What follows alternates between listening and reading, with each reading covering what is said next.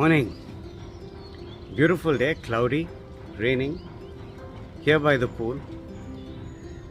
Every time I come to the pool, which is after big gaps, I always go back in time when I first started swimming. And I very, very clearly remember how my father introduced me to the pool. Disciplinarian that he was, it would go by the clock.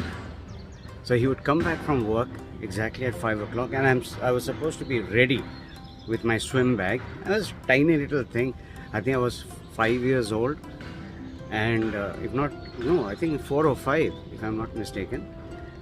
Nevertheless, I was pint size in short. So I was supposed to wait and be ready, and he would not enter the house. He would come in, and he was in the civil service, so he would be absolutely on time, come, and we'd get into the car, mom, me and dad, but most of the time it would be dad and me. And we would drive to the club and get into the changing room, change. And what interested me was to play with the other kids in the shallow. But my father, being my father, said absolutely nothing like doing. You're going to do some serious swimming first. So how does he introduce me to swimming? He throws me in the water. Literally picked me up and threw me in the water, not in the deep end initially, but in the shallow end. I went in, I was petrified, but I kicked for my life and came up as just 3 feet in depth. But nevertheless, I kicked and came up. Then he pulled me up, put me there and said, "What did you learn?" I was gasping for breath. I had swallowed water. He said again, "What did you learn?" Very nicely, didn't raise his voice or anything like that. And I said, "I got scared, so I kicked." He said, "Exactly.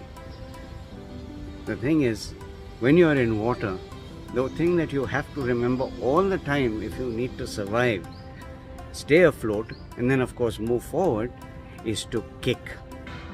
And complementing the kicking is the movement of your hands. And that started my education in swimming.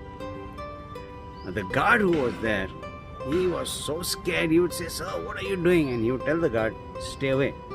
So this little exercise of me being thrown, and then I would jump in myself because I grew in confidence. But one thing remained the same. I could only play with the kids after I did some serious swimming. And what was the serious swimming?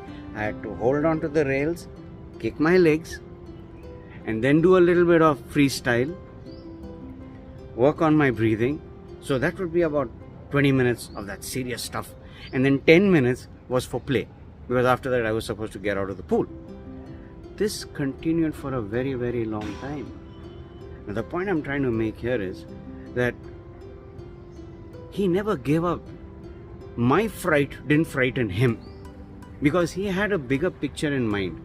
He had to put a real strong foundation inside me when it came to water and survival. And he knew the basic instincts that are there in us as human beings. So when it came to water, it was nothing else but kick, kick, kick. And if you get tired, float. And he taught me both. And a time came when he just took me to the deep end, took me up onto the diving board and threw me from there. That was the next level. Least realizing I would take to water like fish. And then going on further, went on to win diving championships. I was so fascinated, especially when it came to diving. Tried different things. I had a fatal accident. I'll cover that in another video.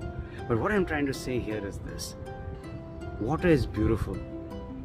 And if you are able to take to water, get over that initial fright. Everybody goes through that. Everybody. But once you take to it with the right techniques, with practice, and you start enjoying it, there's nothing like getting into water. Whether it's in the pool or whether it's in the sea. Yes, the dynamics are a little different, but the principles remain the same. So don't get frightened of the water. Before you decide that you're scared and you're not meant for water, make sure you get into the water. Not from standing outside like how I am and saying, water, I can't go inside. No, that's not the way to do it.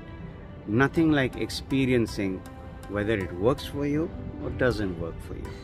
I recommend try it once, get into the water, and then decide whether you should be in the water and swim, good for exercise, good for relaxation, or try something else. But do try it. Try the water. It's good.